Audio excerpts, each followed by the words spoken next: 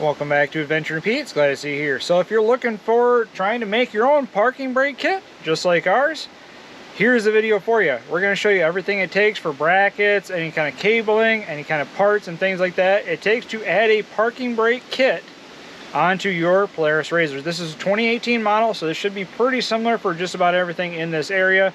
It's a turbo. Not sure if that really matters or not, but this is going to show you everything you need to know for making a parking brake kit to assist with just normal parking itself.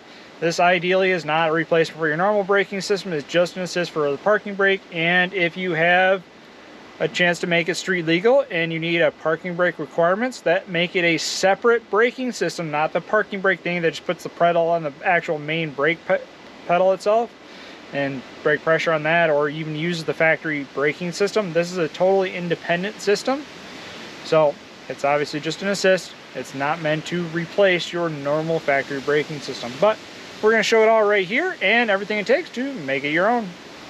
Here's what it looks like with a caliper mounted up. So these calipers are just simple generic calipers. I actually have the links in the description because they're like 10 bucks a piece, and they come looking like this. So first thing you got to do is you got to put a spacer between the outer face and the actual caliper itself, because normally they're just closed together, but you need to put some spacers in there, which is 4 M6 washers, because it's got to compensate for the width of this, or the thickness of this rotor, because normally on a mini bike they're a lot thinner, so you got to put a 4 M6 washers in there.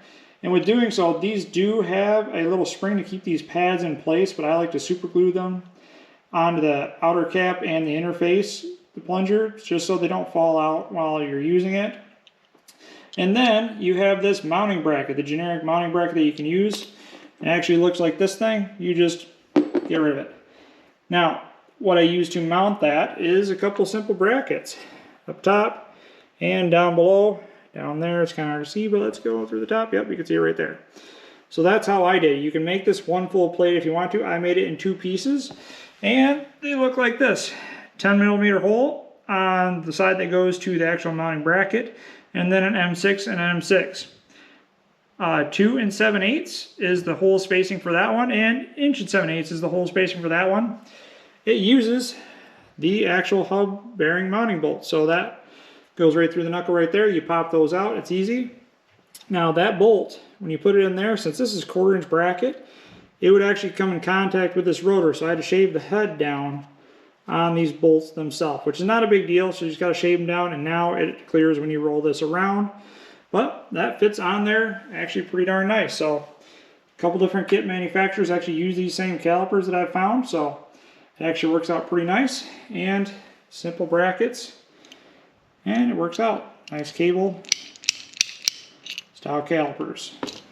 The next thing is trying to figure out what kind of handle we want to use for actually operating the parking brake cable and how we want to mount it. So I went with this cheap generic one. I'll have a link in the description for it as well. And it simply is just 2-bolt mounting, and it just threads in the cable style right here. It's just a universal little handle. I know some parking brake people just have a big old flip lever that's down here, kind of in the way. But what we're going to do is we're going to have this one mounted right here in the middle. So it'll look more like a normal parking brake for a vehicle. With this cover is still generic. What we're going to have to do is we're going to have to cut the end off there and cut this one off flat, because with the way it is, it sticks out too much on both sides with just how it is. So we got to cut those off. We'll mount that a different way. We'll start with getting that cut off. Then we can start doing mounting holes and locations to get this seated in place. And there it is, all trimmed up and nice. And this actually fits perfectly right there. So we're just going to put a couple holes on all 4 corners, put some black trim screws in there. It'll blend in really nice. They're super easy to pull the boot off of these. It's not a big deal, just on those pins and pull it right out. That allows me to get this set, and then I can put the actual handle in here and adjust from there. So pulling it off like that just makes life a little bit easier. Now with that in there, we can take this and now find its spot in there, set this in there, and try to find our forward and backward holes. We can mark the holes in it, and then also cut a hole down here in the middle for that little mechanism, the hinge mechanism to go to fit through to reach the cable. We just got to be careful when we're starting to drill these holes that the shift cable runs right below here. So we got to be careful that we don't go too deep. We got about 1 inch of gap between the face of this and where that cable goes. So we're going to mark it up and try to make it nice. And we got our hole marked out. So we're going to pull that trim plate back off and start cutting that out.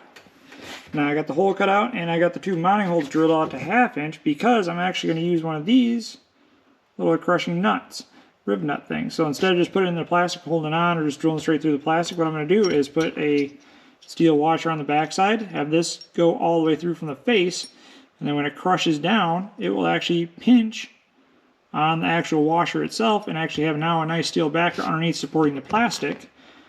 And that kind of becomes a permanent thing that makes it easier to take on and off in the long term. Now that those rib nuts are set, actually what I did was take these seats out because it gets easier to get these tunnels out of the way. Because with that tunnel out of the way, it makes it easier to secure the cables down here because they're going to go underneath here and then run along this and come out right in front of the engine. So doing that, pulling the seats out, pulling that tunnel out, just going to make it a lot easier. You don't have to do that. You can just snake them up through the front and just zip tie them wherever you can reach just from the top, but I want to make sure it's done right, so I want to do that, and I can put a couple more cable clamps along the way to make sure it's secured into position. And you can see this is what it looks like just temporarily in there. Both cables go through the same slot. I just got a bolt in there holding it for now. You can always take a vice grips and pinch that slot over to make sure these barrels don't come out. And then I got to run underneath there, and we're going to tie it down in here. Before it goes back both ways, probably put a cable clamps in down in here. Do not drill into this because that is the fuel tank. Otherwise, we got metal brackets on both sides. It'd be good for a cable clamp to secure them in place because we don't want this casing to be pulling as we pull that shifter arm up or the brake arm up. We don't want that to pull that casing, so that's the way it is. I got that casing pretty much right up to here. So because this doesn't do anything other than pull the cable out, the casing's gonna be close. It leaves plenty of tail on the back side. Then we come down and around.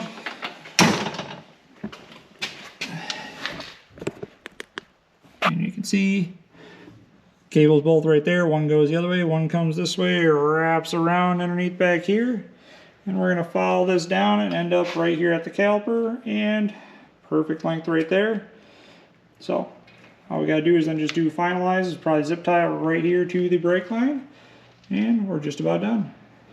Once you're happy with how the cables are routed back here all the way down, I'm going to put it in this caliper. First you got to do is cut off one of the ends. So the ball end I cut off. I just put a little bit of heat shrink on there to make sure it doesn't unravel even more. And it goes right through that hole right there and actually sits in there. And then you just got to lace it through that clamp right there, which ends up being this one right here. And you just kind of go right through the side, right through the edge, right through the back, and that's how it goes. And then you tighten up that nut, and that's done. And we'll go through and zip tie all the lines all the way through. You want to make sure you don't got too tight of bends, otherwise it's going to get kinked and bound up. You want to make sure it's nice and open. That way everything moves freely in the system. And one side done, nicely laced in there, going up and around. And then the other side laces in there real nice. Still feeds through the same hole.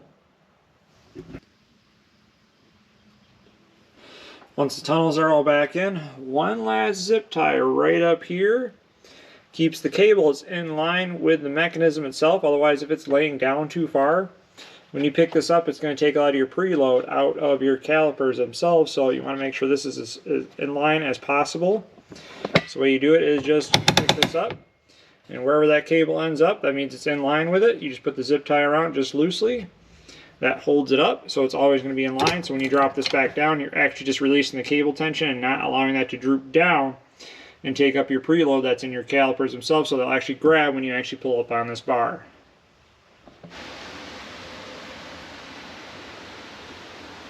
So that shows how simple and easy it is to make a parking brake kit for your Polaris RZRs. Obviously this is still just an assist for the parking gear itself, and it's not meant to replace your normal braking system on this Polaris RZR, but it's easy and simple to add one yourself, especially if you're looking to make this DOT required. And Michigan's always one of those tough states where it needs to have its own independent cable driven system, not just tying into normal like a spring brake thingy, pushing down the normal brake pedal on Polaris itself. So I'm going to have all the links in the description that you'd ever need for all the parts and things like that. Some notes and caveats with this is for the cable itself that runs front to back, you want to make sure at the very front end here it's nice and secure, because when you start pulling up on this, you want to make sure the front end of those cables don't kind of move any further any forwards and kind of go and stretch, because when you pull that up, that puts a lot of pressure on that cable, and if the whole casing moves forward, then you're not going to have the same brake pressure on the calipers themselves, whether you put a block in the front or like I did and use cables, clamps, and things like that to secure it to the actual tunnel or the lower part of the tunnel itself. That makes it so it doesn't stretch. And when you want to do this, you want to make sure you check and make sure all your preload is on those calipers themselves to make sure they're all even side to side, because you're running the same cable, there's no balancer. If you wanted to add a cable splitter, you can easily do that and just put it there and just put one single cable from that splitter up to this. That'll solve that problem as well. And a cable splitter will actually make it so you don't have to worry about the cable stretching and pulling towards it as you start to really put the pressure. But it's a simple kit, it's cheap, and you just got to do a little tinker with it at the very end to make sure everything's staying in place and staying put, and will hold the vehicle in place under its own weight, which is what you're looking for. So it's simple, it's easy to do. All the links will be in the description, and hopefully you can like the video. Comment, tell us what you think, tell us what you're going to hear about, and subscribe. We got a lot of great content coming, a lot of great content on the channel, so be sure to check it out. And remember to have a great adventure.